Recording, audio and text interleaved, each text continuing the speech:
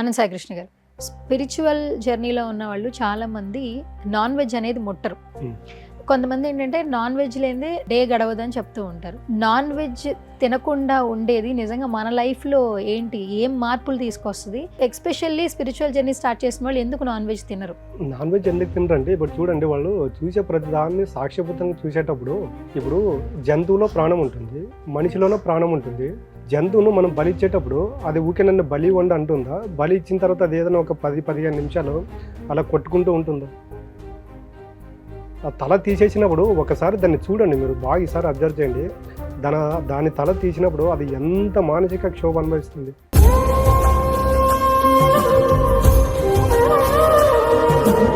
అది మనం తెలుసుకోవాలండి.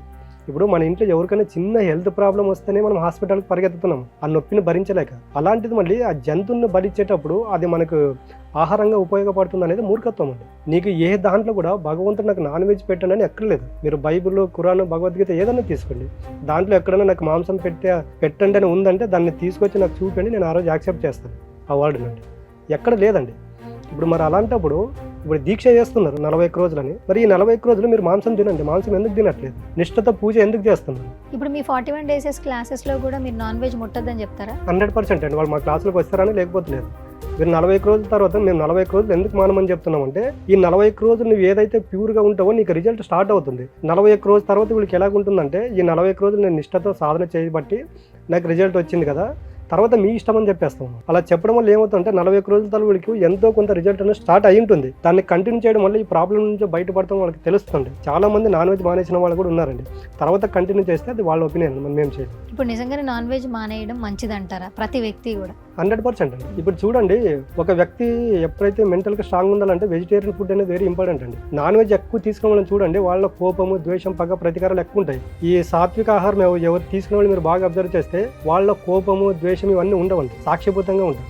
ఎప్పుడైతే మనం నాన్ వెజ్ ఎక్కువ తీసుకుంటూ ఉంటామో వ్యక్తిలో రాక్షస గుణం అనేది స్టార్ట్ అవుతుంది. అది మనకు తెలియదండి. అయితే ఇప్పుడు క్లాసెస్ వచ్చి అందరికీ మీరు చెప్తారైతే నాన్ వెజ్ అయితే ముట్టద్దని? లేదండి, మా క్లాసులో మేము నాన్ వెజ్ పెట్టాము, నాన్ వెజ్ తింటామన్నా కూడా మేము యాక్సెప్ట్ చేయము.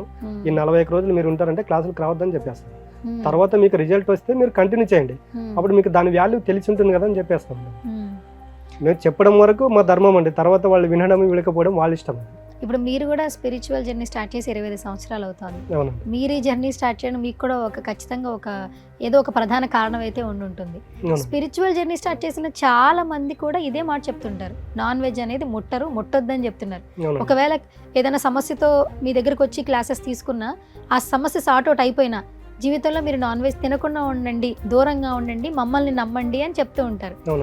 ఇది ఎక్కువగా వింటూ ఉంటాం. ఇది నిజంగా బిలీవ్ చేయొచ్చు? బిలీవ్ చేయొచ్చండి. ఇప్పుడు చాలా మంది, ఇప్పుడు మీరు బాగా అబ్జర్వ్ చేస్తే కొంతమంది సెలబ్రిటీస్ ఉన్నారు, వాళ్ళు ఓపెన్ గా చెప్తున్నారు నేను వెజిటేరియన్ అని. వేగన్ అని కూడా చెప్తున్నారు. అంటే నాన్ వెజ్ తిన్న వాళ్ళు కూడా వేగన్ వెళ్ళిపోతున్నారు, నాన్ వెజ్ తినట్లేదు. ఎందుకంటే వాళ్ళకి అర్థమైందంటే నాన్ వెజ్ అంటే ఏంటి, వెజిటేరియన్ అంటే ఏంటి, మనము మెంటల్గా, ఫిజికల్గా హెల్తీగా ఉండాలంటే నాన్ వెజ్ యొక్క ఇంపార్టెంట్ ఎంత, వెజిటేరియన్ యొక్క ఇంపార్టెంట్ కూడా అంతే అని వాళ్ళు క్లియర్గా తెలుసుకున్నప్పుడు ఏమవుతుందంటే, నాన్ వెజ్ని చాలా మంది సెలబ్రిటీలు కూడా ఇప్పుడు పక్కన పెట్టేశారు, వెజిటేరియన్గా మారుతున్నారు. రీసెంట్గా ఒకటి ఆంధ్ర తాలూకా కింగ్ అని ఒకటి ఏదో మూవీ వచ్చిందండి, దాంట్లో ఉపేంద్ర గారు ఉన్నారు. ఆయన ప్యూర్ వెజిటేరియన్. ఆయన ఒకటి వీడియో ఉంది, ఆయన వెజిటేరియన్ గురించి చెప్తారు, ఒకసారి వినండి.